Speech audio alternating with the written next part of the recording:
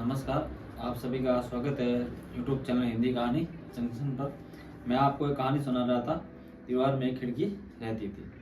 हम इसके काफ़ी पार्ट्स पढ़ चुके हैं। आगे की कहानी मैं आपको सुनाता हूँ। आगे का सफर अपन लोग शुरू करते हैं। अगर आपको कहानी पसंद आ रही है तो आप मेरे यूट्यूब चैनल को सब्सक्राइब कीजिएगा, वीडियो को लाइक कीजिएगा और बने रहिए कहानी सुनने के लिए। सवेरे सवेरे पैर दबाना अच्छा नहीं लगता, घुटनों में दर्द है। वहां से नहा धोकर निकली थी। 3 बजे रात को नहा ली थी। पहली बस पकड़नी थी। छोटू भी नहा लिया। तुम चौका रसोई का काम करो, मैं थोड़ी देर लेटूंगी। बहू झोले में 2 छोटी छोटी लौकी रखी है, साग के लिए निकाल लेना। सोनसी को याद आया, वह कपड़े में बंधे सोने के कड़े ले आई। अम्मा के पास बैठी। अम्मा सो गई। सोनसी ने पूछा, नहीं क्या? सोनसी ने अम्मा के हाथों में वो कड़े पकड़ा दिए। क्या है? कड़े हैं, गुड्डी अम्मा ने दिए। अम्मा ने कड़े देखे बहुत ही खुश हो गई। अच्छा, संभाल कर रख दे। सोनसी कड़े की पोटली कैलेंडर के खिले में फिर टांगने जा रही थी, पर अम्मा ने संभाल कर रखने को कहा था तो पेटी में रखने लगी। वो कड़े पहन कर तो दिखा, अम्मा ने लटके लटके फिर कहा। सोनसी ने कड़े पहन लिए। कुछ देर बाद अम्मा ने पूछा, हाँ अम्मा, तो दिखाई क्यों नहीं? अम्मा ने कहा। वह अम्मा के पास खड़ी हो गई। अम्मा उठकर बैठ गई। सोनसी ने दोनों हाथ पकड़कर अम्मा ने कड़े देखे। कड़े के अलावा भी जो कुछ रोज की कंघी, चोटी का साज श्रृंगार था, अम्मा ने देखा। सूर्य रोज निकलता था, आज भी निकला था। सोनसी नित नई सुबह थी। आज की सुबह की नित नई सुबह थी। अब कड़ा मत उतारना, पहनी रखना, अम्मा ने कहा। खिड़की से हवन की सुगंध आ रही थी। जिधर बरगद का पेड़ था उधर से हवा आ रही होगी। तीज त्योहार की हवा थी। हवा की सुगंध आ रही है, अम्मा ने कहा। सांस खींचकर सोनसी ने कहा, हाँ अम्मा। रघुवर प्रसाद ने गहरी सांस ली। छोटू वहां आ गया था। देखी देखी उसने भी गहरी सांस ली। आज कोई त्योहार है क्या? वो कैलेंडर देखना। नहीं अम्मा, सोनसी ने कैलेंडर देखकर कहा। हवन की सुगंध से रघुवर प्रसाद को बड़ का पेड़ याद आया। सोनसी को भी याद आया कि बड़ के पेड़ के पास शिवलिंग की तरह पेड़ था। छोटू और रघुवर प्रसाद ने खाना खा लिया था। छोटू बाहर चला गया था। बीमारी के बाद भी साधु आ गया था। साधु ने छोटू को हाथी पर बैठा लिया था। जब महाविद्यालय जाने के लिए रघुवर प्रसाद निकले तब पीछे सोनसी भी आ गई। छोटू हाथी से उतरा, रघुवर प्रसाद हाथी पर बैठ गए। उन्होंने साधु से कहा, नहीं आना था, टेम्पो से चला जाता है। हाथी को नहलाने धुलाने निकलना था। रास्ते में तो महाविद्यालय है, मेरी तबीयत ठीक है। रघुवर प्रसाद और सोनसी ध्यान देने लगे कि साधु हाथी को उठने बैठने चलने के लिए क्या कह रहा है। हाथी चला गया। छोटू कुछ देर वहीं खड़ा रहा। सोनसी अंदर आ गई थी। जब शाम को रघुवर प्रसाद आए तब सोनसी अम्मा के साथ बाहर बैठी थी। सोनसी ने चाय की तैयारी पहले से कर ली थी। हाथी को आता देख वह चाय चढ़ा गई। अम्मा ने कहा था कि साधु को बिना चाय पिए जाने मत देना। रघुवर प्रसाद उतरे। छोटू फिर हाथी पर बैठना चाहता था। रघुवर प्रसाद ने मना कर दिया। अम्मा ने साधु से चाय पीकर जाने के लिए कहा। साधु को जल्दी थी, पर सोनसी ने कहा, चाय बन गई है। वह थोड़ी देर में चाय ले आई। रघुवर प्रसाद और साधु ने चाय पी, फिर साधु चला गया। रात को छोटू खा पीकर खटिया पर पहले तो सो गया। अम्मा ने कहा, जाओ तुम लोग कहीं घूम आओ। नहीं अम्मा, जाने का मन नहीं है, सोनसी ने कहा। सोनसी अम्मा के पास जमीन पर बैठी थी। रघुवर प्रसाद खटिया पर लेट गए। सोनसी ने सोने के लिए नीचे बिछा दिया था। उसी पर अम्मा आंखें मूंदे पड़ी थी, थक गई थी। 2-3 बजे रात को उठी। दोपहर को 5 मिनट के लिए आंख लगी। सोनसी और अम्मा दोपहर भर बातें करते रहे थे। रघुवर प्रसाद और सोनसी चुप थे। कुछ देर की लगातार चुप्पी में सोनसी उठी और खटका दबाकर बत्ती को बुझा दिया। अम्मा के पास सोनसी लेट गई। दोनों चुप थे। तब भी सोनसी को लगा कि रघुवर प्रसाद ने कहा, तुम्हारा जाने का मन नहीं था, पर मेरा मन था। सोनसी ने करवट ली तो पीठ रघुवर प्रसाद की ओर हो गई। सोनसी की चुप में रघुवर प्रसाद को सुनाई दिया, अम्मा को अकेले छोड़कर जाना ठीक नहीं था। सोनसी सो गई। तब भी सोते में उसने सुना, अकेली कहाँ, छोटू तो था। रघुवर प्रसाद भी सो गए। फिर भी उन्होंने सोनसी को सुना, अम्मा के साथ रहेंगी तो अम्मा को अच्छा लगेगा। क्या तुम अभी उठ सकती हो? नहीं, मैं गहरी नींद में सो रही हूँ, तुम जाओगे तो उठ जाऊंगी।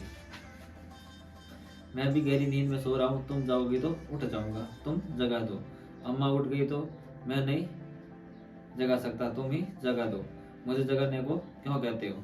रात को रघुवर प्रसाद पानी पीने जब उठे तो अम्मा की नींद खुली। रघुवर प्रसाद प्रसाद है क्या, मुझको भी पानी देते बेटा, अम्मा ने कहा। रघुवर प्रसाद ने अम्मा को पानी दिया। सोनसी सो रही थी। रघुवर प्रसाद खटिया पर जाकर सो गए। तभी अम्मा के पास हुई सोनसी की नींद में बोली, अम्मा मेरा बस्ता कहाँ है?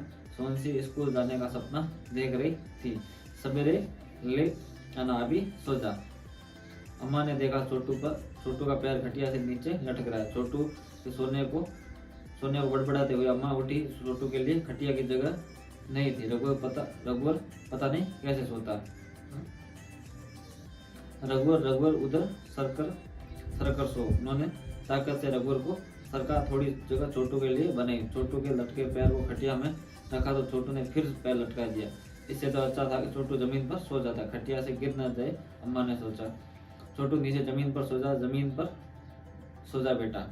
अम्मा ने 2-3 बार सोने के लिए कहा। छोटू नहीं उठा, पर रघुवर प्रसाद को नींद में लगा कि अम्मा उसे नीचे सोने के लिए कह रही। वे उठे और नीचे सोनसी के पास आगे सो गए। अम्मा अरे अरे कहती गई। अम्मा को समझ नहीं आया क्या करे।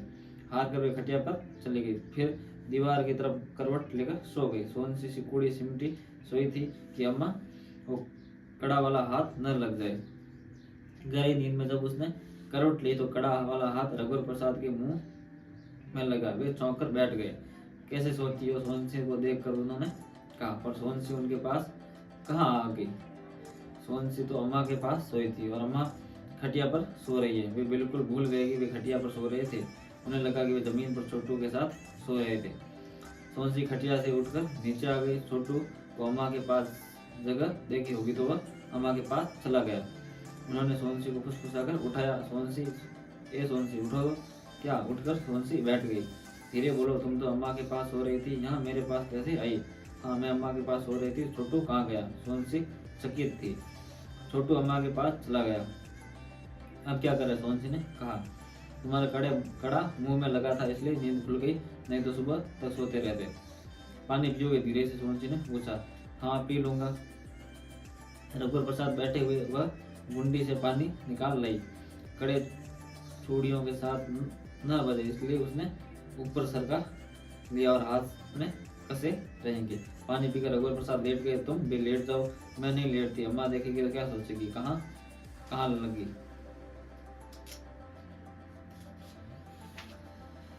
माथे पे। सोनसी ने रघुवर प्रसाद के माथे को छुआ, जैसे स्पर्श का लेप लगाया। रघुवर प्रसाद ने हाथ हटा दिया। दूर दूर लेट जाते हैं, सोनसी ने कहा। वह रघुवर प्रसाद से दूर खिसक लेट गए। रघुवर प्रसाद भी उससे दूर सरक गए। रघुवर प्रसाद लंबे थे। सोनसी के पैर से उनका अपना पैर जानबूझकर छुआया तो सोनसी ने अपना पैर हटा दिया। रघुवर प्रसाद को हल्का सा ख्याल आ रहा था कि वे ही खटिया पर सो रहे थे। ऐसा होता तो सोनसी कहती, अम्मा बेसुध सो रही थी। रघुवर प्रसाद सोच रहे थे कि लंबी चौड़ी धरती हो और दोनों धरती पर सोए हो, तब भी यही लगेगा दोनों साथ साथ सो रहे हैं। चाहे वे उत्तरी ध्रुव की धरती पर सो रहे हो या सोनसी दक्षिणी ध्रुव की धरती पर। क्या उत्तरी ध्रुव और दक्षिणी ध्रुव अलग अलग खटिया हो सकती है? उत्तरी ध्रुव और दक्षिणी ध्रुव के बीच छोटू को सुला दिया जाए तो ठीक रहेगा। वे उठे। उन्होंने छोटू को दोनों हाथ से उठाया, बीच में छोटू को सुला दिया। तुम चाहो तो अम्मा के पास सो जाओ, धीरे से उन्होंने कहा। सोनसी अंधेरे में आंख खोले देख रही थी। खिड़की से चंद्रमा का उजाला कमरे में था। छोटू को सोनसी ने चादर उड़ा दिया था। करवट लेते ही रघुवर प्रसाद का पैर सोनसी को छुआ। सोनसी ने अपना पैर नहीं हटाया। रघुवर प्रसाद को नींद आ गई। दोनों सो गए। सोते सोनसी ने सुना, तुमने पैर नहीं हटाया? सोते हुए रघुवर प्रसाद ने सुना, हाँ। दोनों गहरी नींद में सो गए। सुबह जब अम्मा उठी तो उसने अपने सिवाय सबको जमीन पर सोते हुए पाया। उसने सोचा कि अब की रात खटिया उठा देंगे और सभी जमीन पर फैलकर सो सकेंगे। अम्मा को किसी से उठाने का मन नहीं हुआ। जब तक सोने दो। अम्मा ने नहीं उठाया और सुबह के उजाले ने सोनसी को उठा दिया। सोनसी के उठते ही अम्मा ने कहना शुरू कर दिया। छोटू खटिया पर पैर लटकाकर सोता। जमीन पर सुलाने के लिए उठाने लगी। वो तो उठा नहीं। रघु ने सोचा कि उसको उठाया जा रहा है, वह उठा उठा और जमीन पर सो गया। सोनसी दोनों हथौलियों के सामने से बालों को समेटते हुए जुड़ा बनाते हुए हंस पड़ी। छोटू कब जमीन पर नीचे आ गया, खटिया से गिरा तो नहीं? सोनसी कुछ नहीं बोले। बहू, छोटू खटिया से गिरा तो नहीं था? नहीं गिरा था, ये उठाकर नीचे सुलाए थे। सोनसी ने कहा, चलो ठीक है, खटिया पर इसको दीवार की तरफ सुलाना चाहिए, नीचे गिरने का डर नहीं रहेगा। रघुवर को उठा दो बहू, दोनों जने तालाब में नहा धोकर आ जाना। छोटू उठेगा तब मैं झाड़ू लगा दूंगी। अच्छा, मैं रघुवर को उठा देती हूँ, अम्मा ने फिर कहा और रघुवर को उठाया। खिड़की पर बच्चे नहीं आए थे, अभी उनके आने का बेरा नहीं हुआ।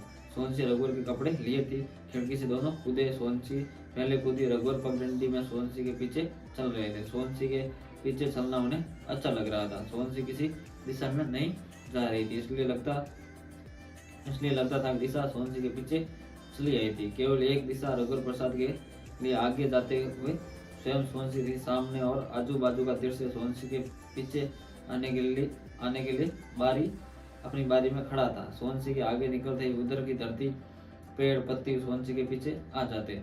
जब एक तालाब जो सफेद कमल से भरा था पीछे छूट गया तो रघुवर प्रसाद ने पूछा, किस तालाब से में नहाएंगे?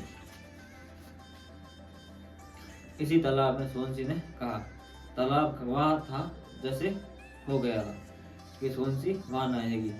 यह तालाब की इच्छा भी, ऐसा भी समझना चाहिए। रघुवर प्रसाद और सोनसी तालाब के किनारे पत्थर पर खड़े रहे। तालाब उनके पैरों के पास रास्ता देखता हुआ था। पानी में लकीरों जैसा कंपन था। वे कूदने वाले होंगे की आशा में तालाब सीरा हुआ था, या उनकी छाया पड़ने छपाक से लकीरें जैसी लहर उठी होगी। तभी पलक झपकते ही साड़ी उतार सोनसी तालाब में लेटी हुई सी कूदी और पानी में लेटी हुई छपाक हुई की पानी का बिस्तर था। सोनसी के पीछे तालाब में रघुवर प्रसाद गिरे से कूदे कि सोनसी के साथ किसी अदृश्य रस्सी से बंधे थे। सोनसी कूदी तो वे खिंच गए। अरे कपड़े नहीं उतारे? तैरते सोनसी ने पूछा। कपड़े उतारने का समय नहीं मिला, तुम कूद गई थी। दोनों पास पास आराम से तैर रहे थे, अधिक गहरे में नहीं थे। सोचो, गहरे पानी का लंबा थोड़ा बिछा हुआ तालाब, सांस रोककर दोनों डुबकियां लगाते। डुबकी से बाहर निकलकर हवन की सुगंध से भरी हवा में गहरी सांस लेते। हवा की सुगंध का एहसास उनको पानी के अंदर सांस रोके होने के बाद भी होता था। नहा धोकर दोनों बढ़ के पेड़ की और चले। वहां शिवलिंग की तरह पेड़ था। पेड़ के शिखर से लताओं की डाल निकली थी। इन लताओं में अनेक रंगों के फूल थे। हो सकता है वृक्ष में जब फूल चढ़ाए जाते हो तो वे पेड़ में उग जाते हो। यह भी हो सकता था कि अलग अलग समय में फूलों के रंग बदल जाते हो। इस समय सफेद रंग के फूल थे। फूल पेड़ से मुरझाने के पहले गिरकर बिखर जाता था। जिसके पास यह फूल होता उसी के लिए अर्पित लगता था। सोनसी के पास बहुत फूल पड़े थे। सोनसी ने फूल चुने और आंचल में लपेटकर कमर में खोस लिए। रास्ते में बैठे बोहराते बुढ़ी अम्मा मिली। बुढ़ी अम्मा को देखकर रघुवर प्रसाद को याद आया कि सोनसी के हाथ में कड़े नहीं है। कड़े कहाँ हैं? तुम्हारे कपड़े निकालते समय मैंने पेटी में रख दिए थे। बुढ़ी अम्मा सुस्ता लो, सोनसी ने कहा। बुढ़ी अम्मा ने झाड़ू लेकर सोनसी वहां झाड़ू लगाने लगी। जल्दी उसने आसपास पूरा बोहा दिया। बस इतनी जगह पर बची थी, बुढ़ी अम्मा ने कहा। ना धो लिए? बुढ़ी अम्मा ने फिर से पूछा। जी अम्मा, दोनों ने कहा। बुढ़ी अम्मा के पास एक छोटी टोकनी मकोई से भरी थी। बुढ़ी मुट्ठी भर मकोई उन्होंने दिया। छोटू भी आया है? बुढ़ी अम्मा ने पूछा। सोनसी ने कुछ मकोई लेकर आंचल में बांध लिए। धुले हुए कपड़े सोनसी के कंधे पर थे। उसी पर सोनसी ने ये फल और मकोई की पोटली को लटका दिया था। एक जगह पेड़ से बंधे 2 झूले थे। झूलों में छोटे छोटे बच्चे कानों के पास मुट्ठी बांधे सो रहे थे। एक छोटी लड़की बच्चों को ताकने के लिए वहां थी। पास ही एक सूखा नाला था। उस नाले में पेड़ से जड़े हुए सूखे पत्ते थे। नाले में भूरे रंग की कई चिड़िया पत्तों को चोंच से पलटाकर कीड़ों को ढूंढ रही थी। लड़की का ध्यान चिड़ियों की तरफ था। हवा से झूले धीरे धीरे हिल रहे थे। दो फैली तनी रस्सी पर पुरानी साड़ी को तहाकर बनाया गया झूला था। तोड़दाई कहाँ है? सोनसी ने कहा। सुपूछा। मकोई बनाने गई है, लड़की ने शर्मा कर कहा। पेड़ के नीचे टोकनी पर मकोई रखी थी, एक फटे कपड़े से टोकनी ढकी थी। सोनसी का मन हुआ कि वहां दोनों बच्चों को उठाकर अपनी गोद में बैठा ले।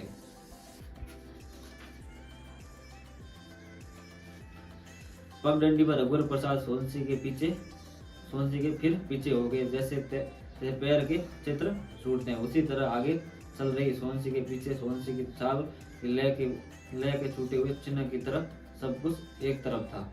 लय का दृश्य था तालाब लय का तालाब था। पेड़ लय का था, पेड़ में खिले फूल लय थे। लय की पगडंडी थी। रघुवर प्रसाद के पैरों में चलते हुए थिरकन थी। आकाश से लेकर धरती तक सोनसी और रघुवर प्रसाद का घराना था। जो स्थिर था उनका घूमना था। एक बड़ी चट्टान घूमते हुए स्थिर दिख रही थी। रघुवर प्रसाद सोनसी की चाल देखते हुए चल रहे थे।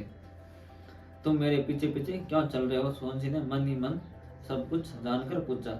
तुम्हारा चलना देखते हुए चल रहा हूँ, रघुवर प्रसाद ने चुप रहकर मन ही मन उत्तर दिया। झाड़ियों में कपड़े सुखाने के बाद सोनसी कमरे में कूदी। रघुवर प्रसाद पहले कूद गए थे। अम्मा कहाँ गई? छोटू भी नहीं है, बाहर बैठे होंगे, देर हो गई। हाँ देर हो गई, झाड़ू लगी थी, अम्मा ने बुहार दिया था। दोनों बाहर आए। छोटू अम्मा के पास बैठा था। छोटू रुकने की जिद कर रहा था और अम्मा कल सुबह की बस से जाने को कह रही थी। छोटू कह रहा था कि अम्मा बस से अकेली चली जाए, स्कूल खुल गया होगा। अम्मा छोटू से कह रही थी अम्मा 1-2 दिन रुक जाओ। तब सोनसी ने कहा जाना पड़ेगा, रघुवर के पिता को अकेले दिक्कत होगी। 2 दिन का कहकर आई थी। अम्मा जानती थी कि छोटू अभी रुकने को तैयार है। कल जाने के समय रिक्शे में सबसे पहले बैठ जाएगा। अम्मा मान गई कि छोटू रुक जाएगा। छोटू ने कहा कि अम्मा को छोड़ने बस स्टैंड तक जाएगा। तू किसके साथ गांव जाएगा? रघुवर प्रसाद ने पूछा। अकेले चले जाऊंगा, छोटू ने कहा। छोटू ने रघुवर प्रसाद से पूछा आज हाथी आएगा? आज नहीं आएगा, आज इतवार है, साधु की तबीयत भी ठीक नहीं है। वह रहता कहाँ है? छोटू ने पूछा। खैरागढ़ बाड़ा में, कल मैंने उसे पूछा था। वहाँ राजा का खंडर मकान है, मकान की दालान में वह रहता है और हाथी पेड़ से बंधा रहता है। उधर घूमने चलेंगे? छोटू ने पूछा। तुम तो रुक रहे हो, फिर कब चलेंगे? छोटू ने कुछ नहीं कहा। अम्मा अंदर चली गई तो सोनसी ने रघुवर से कहा अम्मा रुक जाती तो अच्छा था, छोटू का भी मन है। पेड़ पर छुपने वाले लड़के का पिता सड़क पर डंडा लिए सोनसी को देखा। सोनसी ने रघुवर को बताया वह आदमी बीड़ी पीने वाले लड़के का पिता है जो डंडा लिए, उसे तो कई बार दिखा है। डंडे वाले आदमी इधर उधर देखते हुए जा रहा था, अपने लड़के को ढूंढ रहा था ताकि पकड़कर घर ले जाए। पकड़ कर ले जाने के लिए नहीं, लड़के को दिख जाने के लिए ढूंढ रहा है। लड़का उसे न दिखे पर छुपा हुआ लड़का उसे देख ले, जिससे उसे मालूम हो जाए कि उसका दादा घर पर नहीं है। लड़का बता रहा था कि जब तक दादा घर पर रहता है वह घर नहीं जाता, अपने घर से दूर जा रहा है कि लड़का समझ ले कि वह बहुत देर तक नहीं लौटेगा। रघुवर प्रसाद ने कहा। डंडे वाला सतर्कता से इधर उधर देख रहा था लड़के को। यदि वह यह धोखे से देख ले तो लड़के को पता ना चले कि उसने देखा है। रात में जब रघुवर प्रसाद लड़कों को पढ़ाते थे तब वह डंडा लिए सड़क पर घूमता हुआ दिखाई दे जाता था। बिजली के नीचे पढ़ने वाले लड़कों के पास यूं ही खड़ा हो जाता था। रघुवर प्रसाद सड़क पर पढ़ाते थे इसलिए उसे कुछ नहीं कह सकते थे। सड़क सबके आने जाने के लिए थी। यहाँ लड़कों के चारों तरफ कुछ लोग भीड़ लगा ले तो क्या कर सकते थे? मना तो नहीं कर सकते थे। कक्षा में पढ़ाते तो मना करते। सड़क पर गाय आकर खड़ी हो जाती थी तो पगुराते हुए बैठ भी जाती थी। लड़कों के पास गोबर या पेशाब करने लग जाती थी, तब वहां से हटाना पड़ता था। बिजली के खंभे के नीचे पर्याप्त उजाला रहता था। बिना कंडील के पढ़ाई हो जाती थी और मिट्टी तेल की बचत हो जाती थी। बिजली के खंभे में टेबल लैंप की तरह इधर उधर ले जा सकते तो उसकी किसी एकांत जगह ले जाते। इतने सारे खंभों में 1-2 खंभे कम हो जाते तो फर्क नहीं पड़ता। सड़क पर अंधेरा होते सन्नाटा हो जाता। आदमियों का हल्ला बिल्कुल नहीं था। सड़क के कुत्तों के भौंकने का कभी कभी बहुत हल्ला होता था। रात को आती जाती बैलगाड़ी का ध्यान रखना पड़ता था।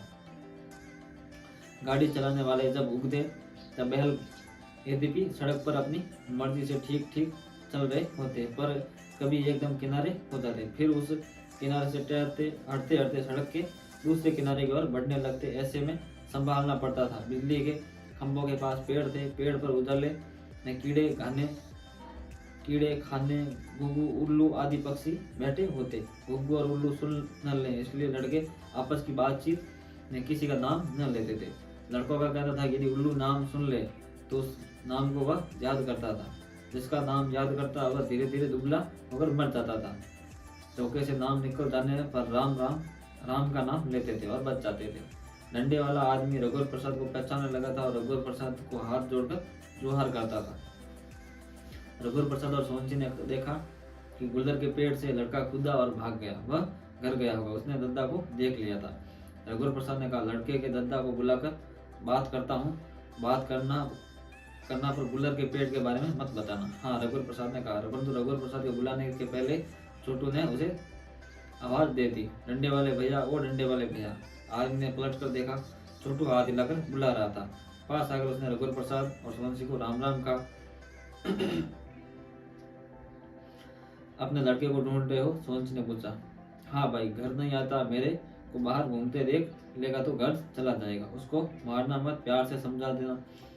बस एक बार मारा था भाई, बीड़ी पीता है, इसके बाद वह भागता रहता है। मिले तो समझो घर नहीं आता, चुप कर दूर से देखता रहता है। घर पर रहता हूँ तो डंडा दरवाजे पर छोड़ देता हूँ, डंडा देख लेगा तो जान जाएगा कि मैं घर पर हूँ।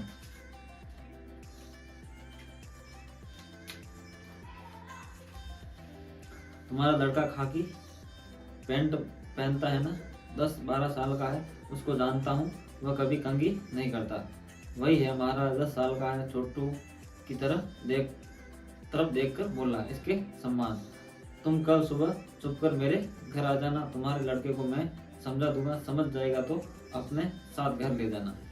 घर से निकलना तो डंडा मत लाना, दरवाजे पर छोड़ देना। लड़का घर नहीं जाएगा, लड़के ने भी बताया था कि दद्दा का डंडा देकर वह घर नहीं आता जाता। सोहन सिंह जब उसको पेड़ पर चढ़ा देखती तो कभी कभी उससे बात कर लेती। सोहन सिंह को आंख मिलाकर वह बात नहीं कर पाता था। सोहन सिंह पेड़ के नीचे खड़ी हो जाती तो गोद खोद कर उससे पूछती, तब बताता।